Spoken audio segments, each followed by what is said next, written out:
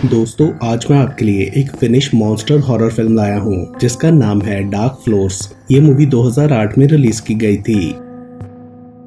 Film के start में हम एक लड़की सारा को देखते हैं जो कि मेंटली बीमार थी और उसके डैड बेन ने उसे हॉस्पिटल एडमिट करा रखा था। आज सारा का सीटी स्कैन होना था जिसके लिए उसे मशीन में लिटा दिया जाता है, मगर सारा बार बार बोल रही होती है कि उसने ये नहीं करवाना। और फिर अचानक से वो जोर जोर से चिल्लाते हुए कहने लगती है कि मुझे रेड क्रेयॉन चाहिए। तभी लाइट्स भी फ्लिक करने लगती हैं और सीटी स्कैन मशीन से धुआं निकलता है। बेन जल्दी से जाकर सारा को वहां से निकालने की कोशिश करता है, मगर सारा ने जोर से बेड को पकड़ रखा था और वो अभी भी जोर से चिल्लाते हुए रेड क्रेयॉन मांग रही थी। बेन आखिर उसे पकड़कर बाहर निकाल लेता है और व्हील चेयर पर बिठाकर रेड क्रेयॉन दे देता है, जिसके बाद सारा उसे पेज पर सर्कल्स बनाने लगती है। इस सब के बाद बेन अब उसे यहाँ से किसी और हॉस्पिटल ले जाना चाहता था, लेकिन डॉक्टर बेन से कहता है कि वो जल्दबाजी में ऐसा कोई डिसीजन ना ले क्योंकि सारा की बीमारी को समझना बहुत कॉम्प्लिकेटेड है। उसके लिए उन्हें बहुत सारे टेस्ट करने होंगे। कोई और हॉस्पिटल हमारे से ज्यादा हेल्प नहीं कर सकेगा।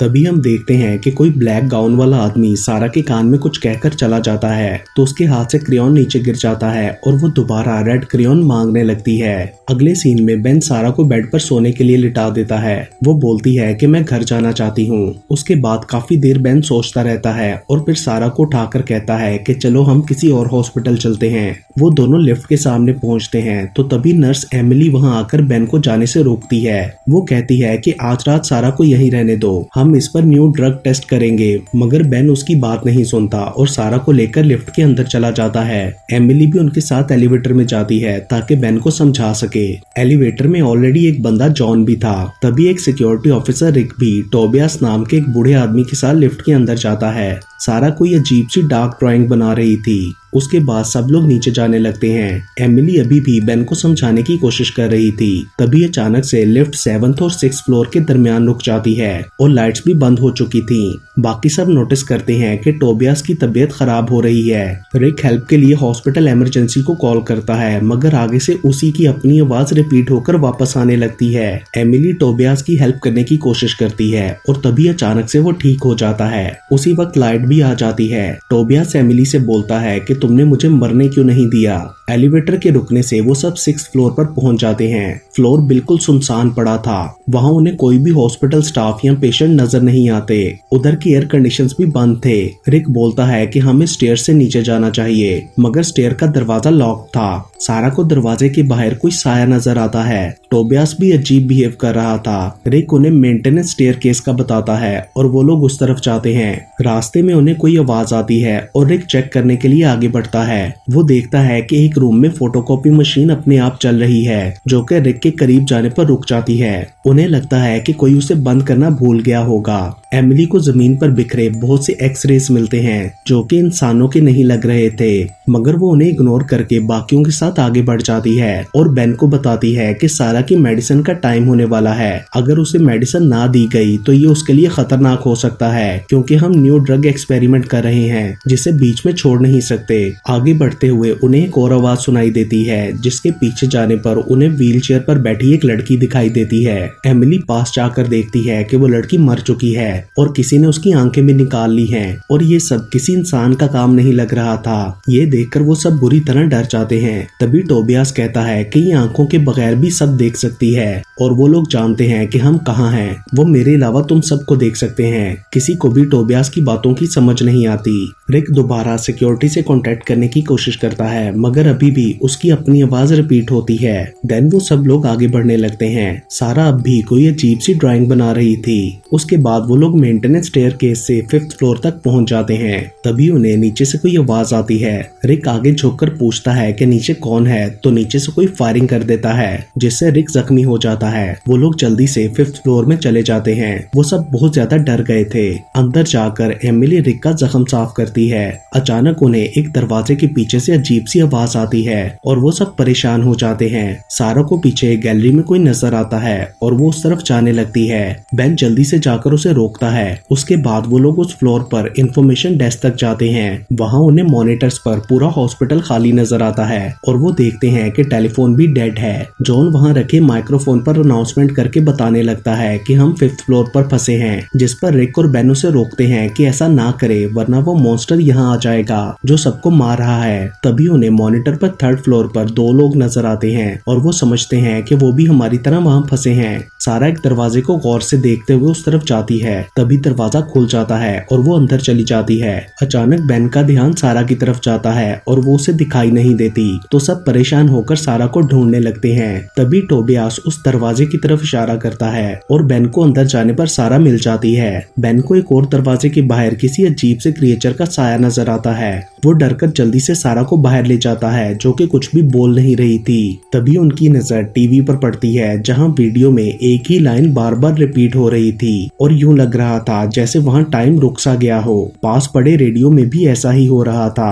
अचानक से उन सबके फोन रिंग होते हैं और उठाने पर आगे कोई भी नहीं बोलता। सारा स्टिल कोई अजीब सी ड्राइंग बना रही थी। तभी अचानक से वो और टोबियास अपने कानों पर हाथ रख लेते हैं, जिसे बेन नोटिस करता है और फिर बहुत जोर से विस्लिंग जैसी आवाज आने लगती है और चीजों में क्रैक्स पड़ने लगते हैं। अचानक उन्हें सामने एक इविल स्पिरिट नजर आती है जो इतने जोर से चीखती है कि सब शीशे टूट जाते हैं और वो उन लोगों का पीछा करती है। उससे बचने के लिए सब लोग भागकर एक्सरे रूम में छुप जाते हैं। वो अभी भी चीखती हुई उनके पीछे आ रही थी और सब शीशे टूटते जा रहे थे। अचानक गलती से एक्सरे मशीन ऑन हो जाती है और उसकी रेस पड़ते ही वो स्पिरिट गायब हो जाती है। बेन टोबियास से पूछता है कि तुमने उसके चीखने से पहले ही कान क्यों कवर कर लिए थे? क्या तुम्हें पता था कि ये होने वाला है? जिस पर टोबियास कहता है कि वो स्क्रीम क्वीन थी और तुम जानते हो कि वो यहाँ पर क्यों आई थी। फिर वो सारा की तरफ देखकर कहता है कि वो एम्प्टीनेस की वजह से यहाँ है। जॉन को लगता है कि वो सब हेलुसिनेट कर रहे हैं, मगर बाकी सब इस बात से एग्री नहीं करते कि सब एक ही टाइम पर एक ही चीज कैसे हेलुसिनेट कर सकते हैं। एमिली बोलती है कि हम ज्यादा देर एक्सरे रूम में नहीं रुक सकते। जॉन इस सबसे परेशान होकर अकेला वहां से जाने लगता है। वो सब इस वक्त 4th फ्लोर पर थे और लिफ्ट के अंदर पहुंचकर जॉन नोटिस करता है कि उसकी वॉच स्टक हो चुकी है। अचानक से एलिवेटर का फ्लोर हिलने लगता है और लाइट्स फ्लिक करती हैं। उसके बाद दरवाजा बंद होने लगता है, तो जॉन जल्दी से उसे पकड़कर हेल्प के लिए चिल्लाता है। रिक और बेन आवाज सुनकर उसकी हेल्प के लिए जाते हैं। वो दोनों दरवाजा खोलने की कोशिश करते हैं। तभी फ्लोर के नीचे से कोई मॉन्स्टर बाहर आता है। रिक गैस सिलेंडर से उसे मारते हुए वापस नीचे भेज देता है। दूसरी तरफ टोबियास रिक का पिस्टल लेकर खुद को मारने लगता है और कहता है कि इस तरह मरना ज्यादा आसान है। तभी सारा उसे बोलती है कि I promise you will sleep, जिसके बाद टोबियास की बॉडी बहुत ठंडी हो जाती है। ये देखकर एमिली काफी परेशान होती है। उधर रिक और बेन जॉन को एलिवेटर से बाहर निकालने की कोशिश करते हैं, जो कि बेहोश था। तभी मॉन्स्टर दोबारा निकलकर जॉन की टांग पर काट लेता है, मगर बेन और रिक किसी तरह जॉन को बचाकर बाहर ले जाते हैं। एमिली जॉन के जख्म पर बैंडेज करती है।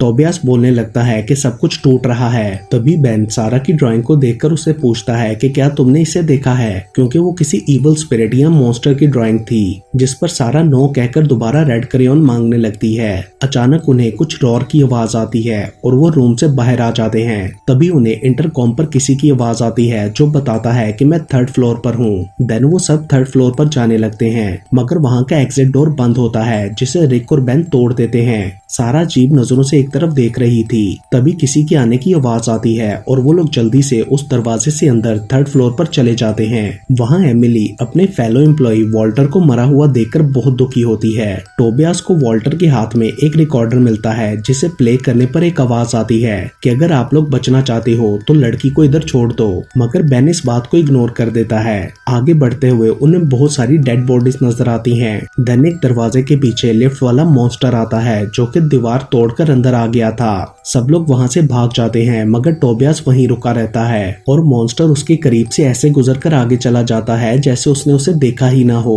बाकी सब एक लॉबी में छुपे थे, मगर मॉन्स्टर दरवाजा तोड़कर वहां भी आ जाता है। रिक बाकी सबको भगाकर खुद गन से मॉन्स्टर को शूट करने की कोशिश करता है, मगर उसका उस पर कोई असर नहीं होता और वो रिक को पकड़कर मार देता है और फिर वहां से चला जाता है। बाकी तीनों सारा के साथ एक दूसरी लॉबी में आ जाते हैं। जॉन बेन को कहता है कि वो सारा को इधर ही छोड़ दे, क्योंकि यही एक रास्ता है बचने का, मगर बेन उस पर गुस्सा करते हुए कहता है कि ये सच नहीं है और मैं अपनी बेटी को किसी सूरत यहाँ नहीं छोड़ सकता। अचानक उनकी नजर खिड़की से बाहर पड़ती है और वो देखते हैं कि बाहर कोई हलचल नहीं है। सब कुछ जैसे फ्रीज हो चुका हो।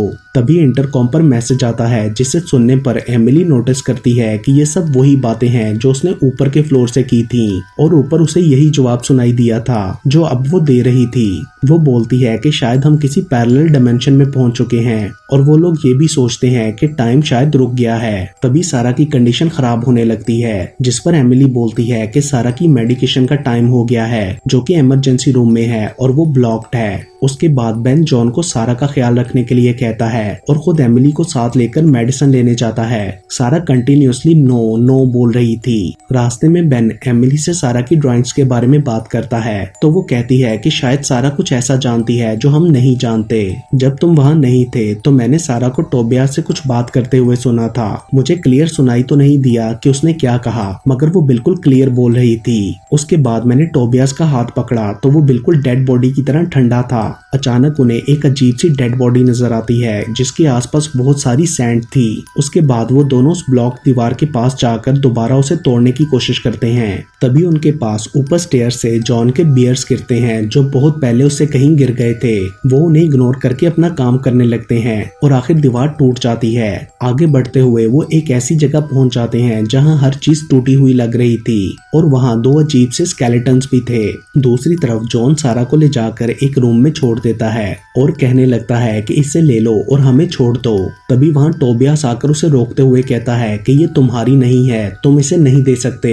दूसरी तरफ बेन को भी लगने लगा था कि सारा को दिए बगैर ये सब खत्म नहीं होगा। तभी टोबियास उन्हें वॉकी टॉकी पर इन्फॉर्म करता है कि जॉन सारा को लेकर जा रहा है तो बेन और एमिली जल्दी से भाग कर जाते हैं। उधर जॉन टोबियास को पकड़कर मारने लगता है तो उसे फील होता है कि वो पहले से ही मरा हुआ है और फिर वो दोबारा सारा की व्हीलचेयर को आगे भेज देता है। तभी अचानक से लाइट्स बंद हो जाती हैं और रेत का तूफान आ जाता है। बेन और एमिली भी वहां पहुंच जाते हैं। अचानक वहां मॉन्स्टर आता है जिसके बाद तूफान खत्म हो जाता है। वो मॉन्स्टर जॉन को पकड़कर उसका दिल निकाल लेता है जिसके बाद बेन बेड मारकर उस मॉन्स्टर को विंडो से नीचे फेंक देता है। एमिली टोबियास की बॉडी देखकर कहती है कि इसे मरे हुए एक हफ्ता हो चुका है। देन वो टोबियास का वॉकी टॉकी उठाकर वहां से चले जाते हैं। वो लोग ग्राउंड फ्लोर पर जाना चाहते थे मगर स्टेयर्स पर उन्हें बहुत सारी डेड बॉडीज मिलती हैं और सारा भी उधर जाने से मना करती है जिस पर बेन उससे बाहर जाने का रास्ता पूछता है मगर वो नहीं बताती।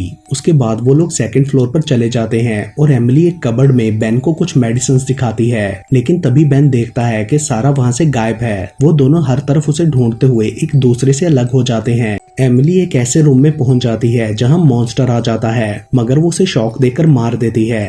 दूसरी तरफ बेन एक ऐसी जगह पहुंच जाता है जहां प्रॉपर लाइट होती है और लोग बाहर चल फिर रहे होते हैं मगर बेन उनमें से किसी से भी बात नहीं कर पाता जैसे वो लोग उसे देख या सुन नहीं पा रहे थे। बेन एमिली से कांटेक्ट करके बताता है कि मैं इमरजेंसी में हूँ और यहाँ पर लोग भी हैं। मैं रूम 235 के सामने खड़ा हूँ जिस पर एमिली बोलती है कि मैं भी उसी रूम के सामने आ गई हूँ मगर तुम यहाँ नहीं हो। जिस पर बेन समझ जाता है कि ये कोई और डायमेंशन है तो वो सामने के एक और दरवाजे से बाहर निकलकर दोबारा उसी डायमेंशन में पहुंच जाता है जहां उसे सारा भी मिल जाती है। बेन एमिली को इन्फॉर्म करता है लेकिन अचानक से वहां रेत का तूफान आ जाता है और बेन के सामने वो मॉन्स्टर भी खड़ा होता है जो बेन को पकड़कर मारने ही वाला था कि तभी टोबियास वहां पहुंचकर उस पर रॉड से अटैक कर देता है। मॉन्स्टर एट अ टाइम वही रॉड टोबियास के अंदर भी घुसा देता है और वो दोनों एक साथ मर जाते हैं और हम समझ जाते हैं कि इन्हीं के स्केलेटन्स बेन और एमिली को पहले नजर आए थे।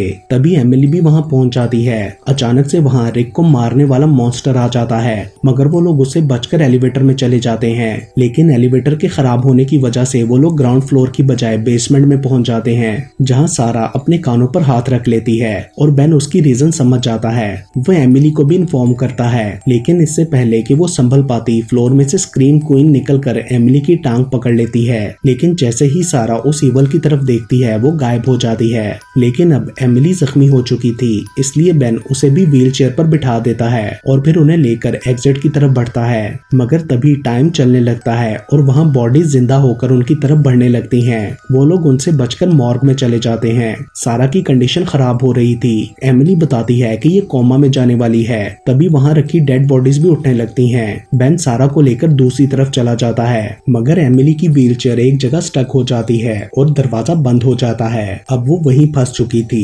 बेन दरवाजा खोलने की काफी कोशिश करता है मगर नहीं खुलता और डेड बॉडीज एमिली को मार देती हैं। तभी सारा बोलती है कि वो आ रहा है। बेन उसे लेकर एक एम्बुलेंस के थ्रू उधर से भागने की कोशिश करता है। हम देखते हैं कि काला साया उनकी तरफ बढ़ रहा है और उसके आगे बढ़ते ही पीछे सारा कुछ ब्लैक होता जा रहा था। अचानक सारा बोलती है वो यहाँ है और एम्बुलेंस भी रुक जाती है। बेन देखता है कि वो साया उनके सामने है। काफी मुश्किल से वो एम्बुलेंस स्टार्ट करके आगे बढ़ जाता है। अचानक से वो साया उनके सामने आकर एक बहुत बड़े मॉन्स्टर में बदल जाता है और सारा बोलती है कि सब मर जाएंगे। बेन उससे बचने के लिए एम्बुलेंस दूसरी तरफ ले जाता है। सारा बोलने लगती है कि जो होने वाला है वही होगा।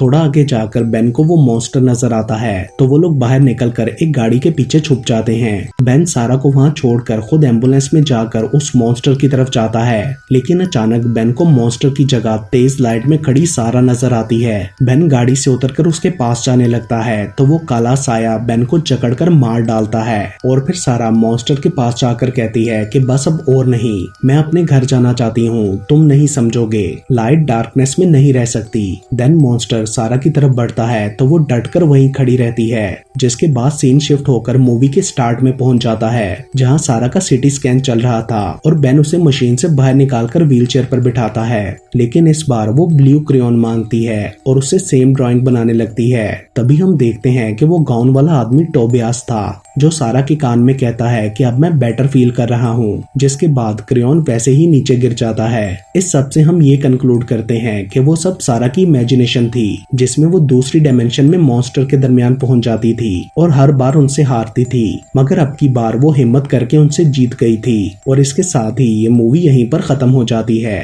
दोस्तों, आने वाले दिनों में मैं बहुत सारी इंटरेस्टिंग हॉरर मूवीज एक्सप्लेन करने वाला हूं, तो अगर आपने अभी तक मेरा चैनल सब्सक्राइब नहीं किया तो अभी सब्सक्राइब करें and stay tuned to movies explain Hindi Urdu.